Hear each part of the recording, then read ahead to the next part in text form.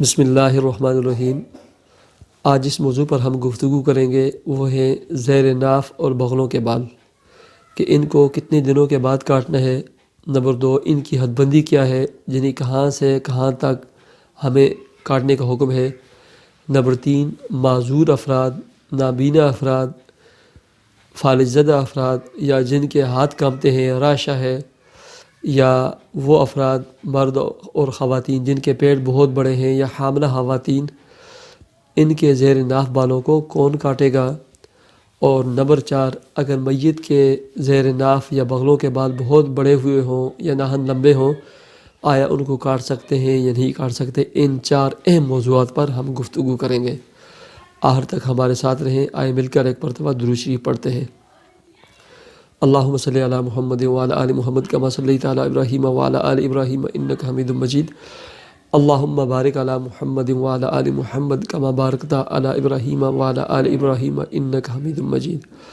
پیارے سامعین و ناظرین، صرف آپ سے گزارش ہے، اگر آپ نے ہمارا یہ ہیپی لائف اسلامی چینل سبسکرائب نہیں کیا تو ویڈیو کے نیچے ریڈ سرخ کلر کے سبسکرائب کے بٹن کو پریس کر کے ہمارے چینل کو سبسکرائب کر لیں، اور سبسکرائب کر لینے کے بعد بیل آئیکن کے بٹن کو بھی ضرور پریس کریں تاکہ ہماری تمام ویڈیوز کا نوٹیفیکیشن آپ کو بروقت مل سکے، آپ اس سے فائدہ حاصل کر سکیں۔ پیارے سامعین و ناظرین، زیر ناف بالوں کو کتنے دنوں کے بعد کاٹنا ہے؟ تو صحابہ کرام رضوان اللہ تعالی علیہم اجمعین فرماتے ہیں، وقت لنا، ہمارے لیے رسول مقبول صلی اللہ علیہ وسلم نے وقت مقرر فرمایا تھا، اللہ نترک الا 40 لیلۃ، کہ ہم زیر ناف بالوں کو 40 دنوں سے اوپر ہرگز نہ چھوڑیں۔ 39 دنوں تک ہم گنہگار نہیں ہوں گے، وہ بھی مجبوری کی بنا پر۔ ہم 39 دنوں تک بیماری کی وجہ سے، مجبوری کی وجہ سے، سفر کی وجہ سے ہم 39 دنوں تک بالوں کو چھوڑ سکتے ہیں۔ جیسے 40 دن پورے ہو جائیں اور 40 دنوں کے اندر ہم نے بال نہیں کاٹے، 39 دنوں سے اوپر ہو گیا وقت، اس کے بعد ایک ایک منٹ، ایک ایک لمحہ، ایک ایک گھنٹہ، ایک ایک دن ہم گنہگار شمار ہوں گے۔ اور یہ ایسا گناہ ہے جو ہر آن، ہر وقت، ہر گھڑی ہمارے ساتھ لکھا ہوا ہے، اور اس کا گناہ ہمیں اپنے نامہ اعمال میں ملتا رہے گا اور لکھا جاتا رہے گا۔ یاد رکھیں، بلا عذر، بلا ضرورت 40 دنوں تک بالوں کو نہیں چھوڑنا چاہیے۔ یاد رکھیں، جو 40 دنوں کی حد بندی ہے، اللہ نترک الا 40 لیلۃ، یہ عربوں کے لحاظ سے، مزاج سے، طبیعت کے اعتبار سے ہے کہ وہاں ان کے جو بال ہیں وہ بہت آہستہ آہستہ بڑھتے ہیں، ان کے بال بہت کم ہوتے ہیں، تو 40 دنوں میں وہ اتنے زیادہ بڑھتے نہیں۔ ورنہ پاکستان، ہندوستان، بنگلہ دیش، ہمارا ملک، ہمارا ماحول، ہمارے مزاج، ہماری طبیعتیں یہ گرم مزاج ہیں، ہمارے بال بہت زیادہ بڑے ہو جاتے ہیں۔ 40 دنوں میں تو جنگل میں منگل بن جائے گا۔ تو بہتر یہ ہے کہ ہم بلا ضرورت شرعیہ، بغیر سفر کے، بیماری کے، عذر کے 40 دنوں تک پہنچنے کی نوبت نہ دیں۔ ہمارے لیے مستحب یہ ہے اور ہمارے لیے بہتر یہ ہے، پاکی اس میں ہے، نظافت اس میں ہے، کہ ہم ہر جمعے والے دن بغلوں کے بالوں کو بھی کاٹیں، زیر ناف بالوں کو بھی کاٹیں، مونچھیں بھی صحیح کریں، اپنے ناخن بھی کاٹیں، اور ایسے ہی بچوں کی بھی عادت ایسے ہی بنانی چاہیے۔ اور ایسے اگر ہر جمعے والے دن ہم نہ کر سکیں تو دوسرے اور تیسرے یا چوتھے جمعے ہر حالت میں، ہر صورت میں ان کو کاٹ لینا چاہیے۔ تو 39 دنوں تک گناہ نہیں، لیکن بلا ضرورت کے چھوڑنے بھی نہیں چاہیے۔ اور گناہ جو شروع ہوتے ہیں وہ 40 دن یا اس سے اوپر۔ بہت ساری کتابوں میں نے یہ پڑھا ہے کہ جو لوگ بلا ضرورت کے اپنے زیر ناف بالوں کو 40 دنوں سے اوپر چھوڑ دیتے ہیں، بالخصوص وہ افراد جو پچھلی شرمگاہ کے بالوں کو نہیں کاٹتے اور ان کے وہ بال بڑے ہو جاتے ہیں، یا آگے والے بال 40 دنوں سے اوپر گزر جاتے ہیں، تو ان کو ڈپریشن، مثانہ کی بیماری اور بواسیر جیسی خطرناک بیماری لاحق ہو جاتی ہے، اور اس بیماری میں وہ مبتلا ہو جاتے ہیں۔ ورنہ مستحب یہ ہے کہ ہم ہر جمعے والے دن ان بالوں کو کاٹیں، یا ہر دوسرے اور تیسرے جمعے والے دن ہمیں یہ بال کاٹ لینے چاہیے۔ رسول مقبول صلی اللہ علیہ وسلم کی عادت مبارکہ یہ تھی کہ آپ ہر جمعے والے دن صفائی ستھرائی حاصل کرتے تھے اور ان بالوں کو کاٹتے تھے۔ ایسے ہی سفر میں آپ صلی اللہ علیہ وسلم سے 20 دنوں کے بعد بھی ان بالوں کے کاٹنے کی روایت موجود ہے۔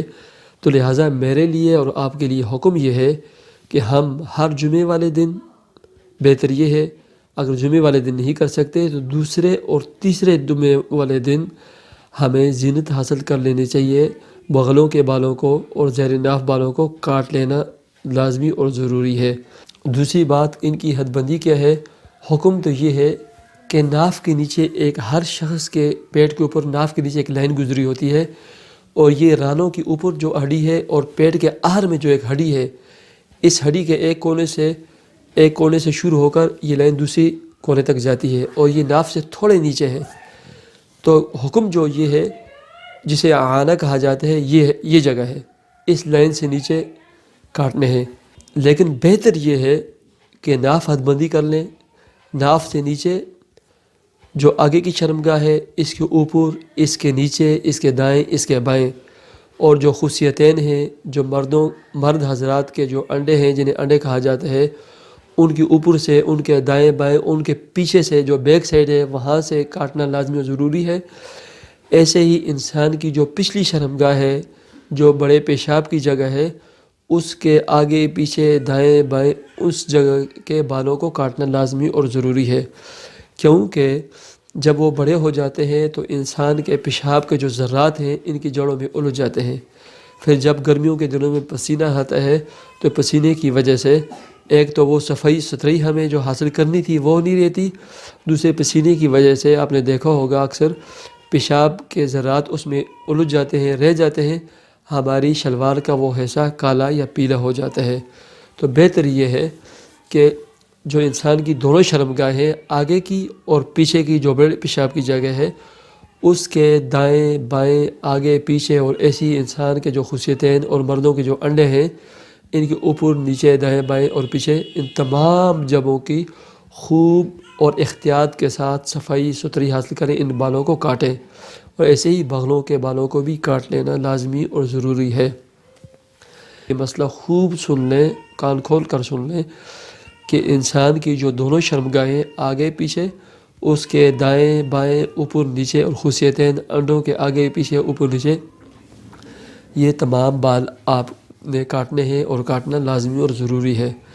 ایسے ہی بہت سارے لوگ پوچھتے ہیں شرمگاہ کے پاس ہمارا جو رانوں کا حصہ ہے اس پر بہت بال ہیں، بڑے بڑے بال ہیں، آیا ان کو ہم کاٹ سکتے ہیں یا نہیں کاٹ سکتے؟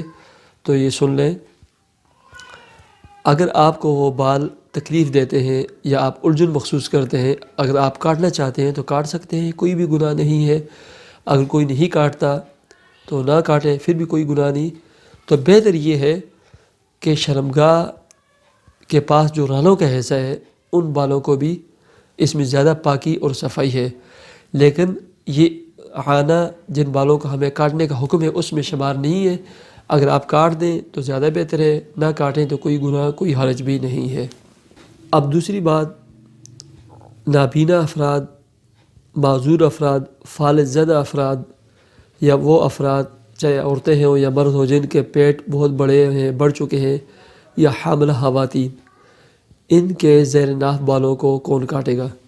پہلی بات تو یہ ہے کہ شریعت نے ان کو یہ بھی اجازت دی ہے کہ یہ کریم یا پاؤڈر وغیرہ استعمال کر کے خود ان بالوں کو رموو اور ختم کر سکتے ہیں۔ مقصد بالوں کو ہٹانا ہے، صفائی ستھرائی حاصل کرنی ہے، اس کے لیے کوئی بھی طریقہ آپ مجبوری میں کر سکتے ہیں، چاہے کریم کے ذریعے ہو، چاہے ریزر کے ذریعے ہو، چاہے مشین کے ذریعے ہو، تو ان بالوں کو آپ کاٹ سکتے ہیں، ختم کر سکتے ہیں، نکال سکتے ہیں۔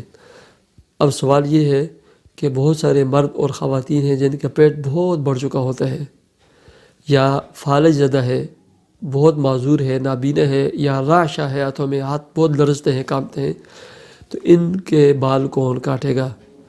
تو ان کے بال اگر مرد ہیں تو ان کی بیویاں، اگر بیوی ہے تو ان کے مرد، ہن لباس لکم وانتم لباس لہن، میاں اور بیوی کو ایک دوسرے کا لباس کہا گیا ہے۔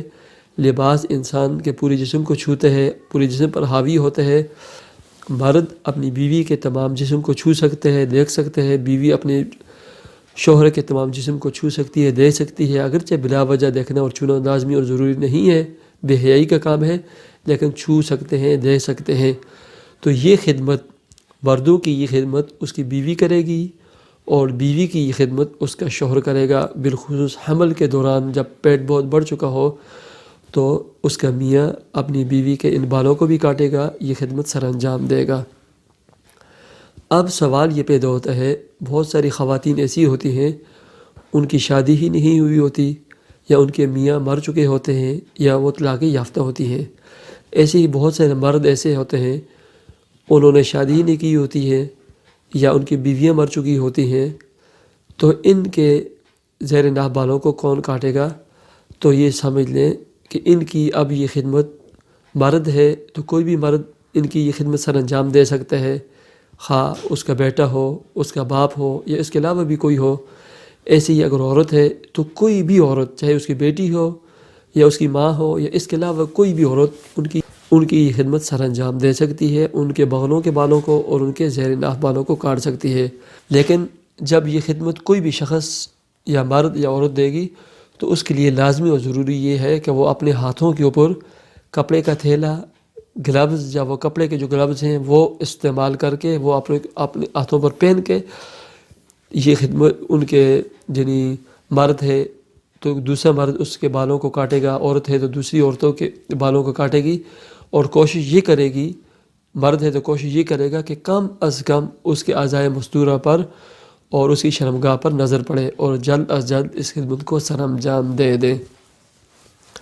اب آخری سوال یہ ہے، اگر ایک میت ہے اس کے زیر ناف یا بغلوں کے بال بہت بڑے ہیں تو آیا ان کو کاٹ سکتے ہیں یا نہیں کاٹ سکتے؟ یاد رکھیں، مرنے کے بعد انسان اللہ کی امانت میں ہو جاتا ہے، اللہ کی امانت میں چلا جاتا ہے، اللہ کے سپرد ہو جاتا ہے۔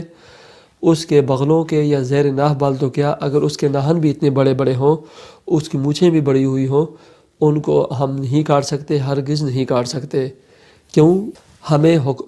ہمیں صرف غسل دینے کا حکم ہے، اور غسل میں بھی ہم اتنی احتیاط کریں گے، جب اس کے سر پر ہم صابن ملیں گے، ہاتھ پھیریں گے، یا داڑھی پر ہاتھ پھیریں گے، صابن وغیرہ کوئی چیز شیمپو جب لگائیں گے تو بالکل آہستہ آہستہ، تاکہ اس کے بال نہ ٹوٹ جائیں، اس کے بال نکل نہ جائیں، اس کے بال گر نہ جائیں۔ ہمیں اتنی احتیاط کا حکم ہے۔ ایسے ہی غسل دینے کے بعد ہمیں چاہیے کہ ہم اسے کوم نہ دیں، کنگا نہ لگائیں۔ اگر کنگا لگائیں بھی تو بڑے دندانوں والا کنگا لگائیں، تاکہ کم از کم اس کے بال اس میں الجھیں اور اس کے بال نہ نکلیں۔ تو اتنا ہمیں حکم ہے۔